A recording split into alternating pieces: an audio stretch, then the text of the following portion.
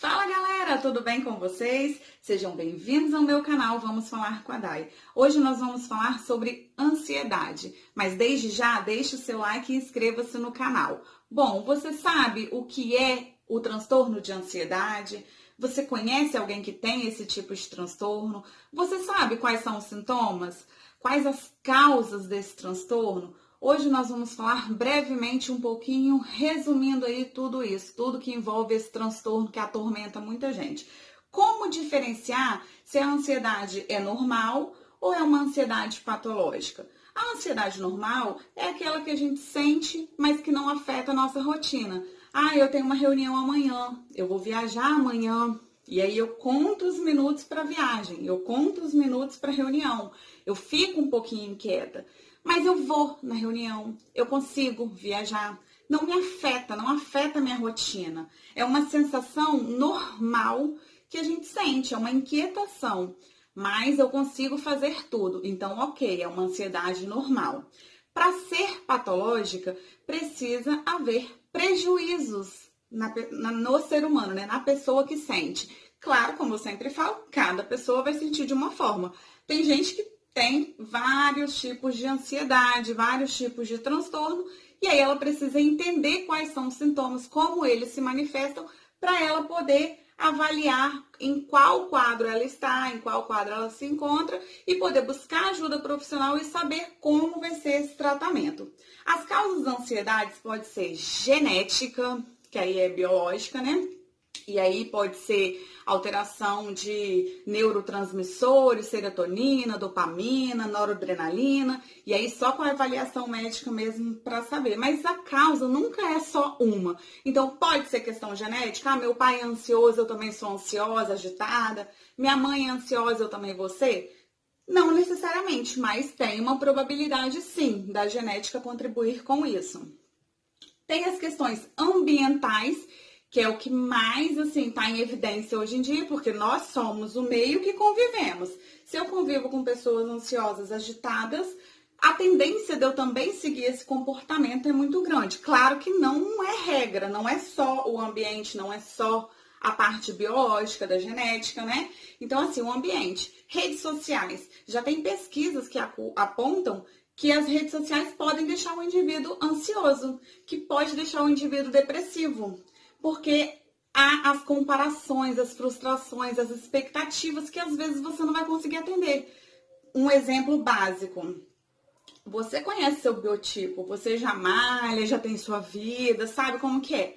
Aí você segue um monte de blogueira famosa, nada contra elas, mas que tem aquele corpo escultural, é aquela vida surreal que, assim, a gente olha e julga, né? Acha que é perfeita a vida dessas pessoas. E aí causa uma frustração. Poxa, eu queria estar onde ela está, eu queria ter o corpo que ela tem. E às vezes não é a sua realidade, não é o seu biotipo. Então, assim, não estou falando que não é para seguir, mas é para entender, começar a se conhecer, observar o que é diferente da vida do outro. E não é que é questão de inveja, é uma questão de expectativa mesmo frustrada. E aí pode deixar o indivíduo ansioso, pode... a ansiedade, se não for tratada, ela pode virar uma doença crônica e aí pode desenvolver a depressão. Outra sequela é o uso de álcool, de outras drogas. Tem pessoas que acabam desenvolvendo como sequela também, por ser ansiosa, o vício de beber relaxante, tranquilizantes, e aí afeta também no comportamento da pessoa. Então, o ideal é buscar ajuda correta, as medicações corretas. E como que é o tratamento da ansiedade?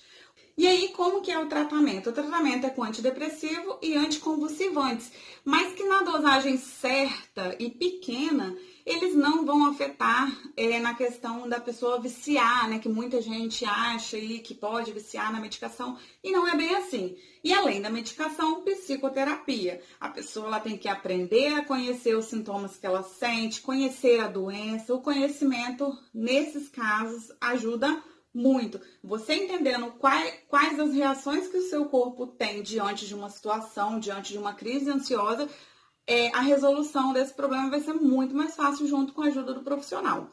Bom, eu já falei um pouquinho o que pode causar a ansiedade, as possibilidades de tratamento. Já falei como diferenciar a ansiedade normal com a patológica, e agora eu vou abordar um pouquinho das ansiedades. Lembrando que nunca é uma causa só, nunca é só fator genético, nunca é só ambiente, nunca é só os traumas do passado, porque aí a gente falou da genética, nós falamos do ambiente, rede social, o ambiente que eu vivo, se é um ambiente com pressão, se o meu trabalho me causa estresse, isso tudo, ambiente hostil, isso tudo contribui para o aumento da crise de ansiedade, do transtorno de ansiedade, para o desenvolvimento da doença.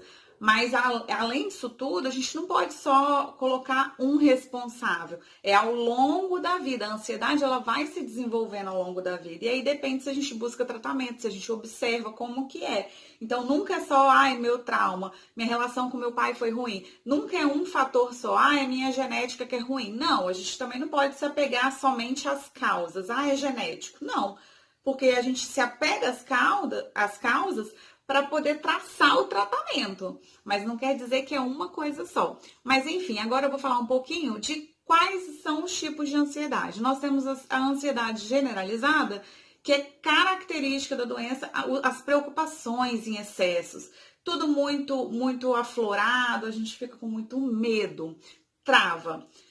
Temos os transtornos de pânico, que a característica principal do transtorno de pânico é o quê? São as crises. E essas crises podem durar de 10 a 20 minutos. A pessoa também pode travar, pode ter sensação de estar infartando, suor, tremores, ficar muito nervosa, agitada, palpitação. Então, isso é característica da síndrome do pânico. Às vezes a pessoa trava já estando na rua, já estando no trabalho, ou ela trava na hora de sair, na hora de assumir aquele compromisso. Hoje eu tô indo para reunião. Na hora que pega na chave, na maçaneta da porta, trava, tem a crise. Então, assim, essas crises podem acontecer mais de uma vez a semana, para cada um vai funcionar de uma forma, cada organismo funciona de um jeito, depende de como está o nível de estresse, como que está aquela semana da pessoa. Então, tem que observar isso tudo para poder já buscar ajuda, já buscar o tratamento. E aí, além do transtorno de pânico, que a gente acabou de falar, existem as fobias. E aí, existe a fobia social, existe os medos de bichos, o medo de andar de avião, o medo de falar em público. Então, as fobias são N e existem terapias para tratar cada fobia específica. Então, você tem que se conhecer e saber quais são os seus medos, o que te trava, o que você não suporta. Medo de palhaço, fobia de gente. Então, tem N's, né? A gente tem que descobrir o que acontece no nosso organismo diante de situações, como que é o funcionamento disso tudo.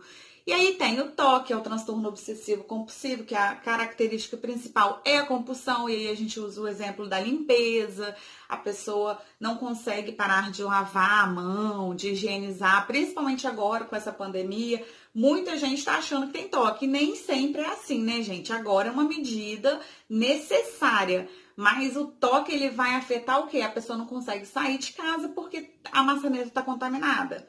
A pessoa não consegue cumprimentar outras pessoas por conta do risco de contaminação. A pessoa toma banho toda hora, a pessoa lava roupa toda hora. Então, assim, são os excessos. A questão do TOC é a compulsão em fazer aquilo, né? Determinada coisa. Porque o TOC tem 1000 sintomas.